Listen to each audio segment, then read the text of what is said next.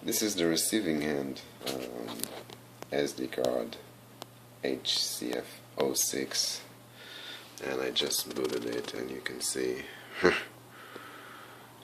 it says that it's version 1.99. The second part, which has 8605 Bluetooth, it's already paired.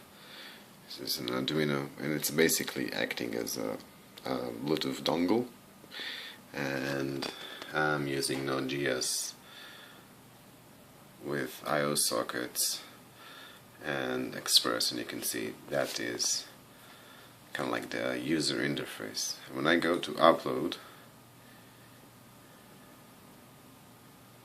you can see it's sending and it's done. It's going to reset on the other side, booting, and in a second it will finish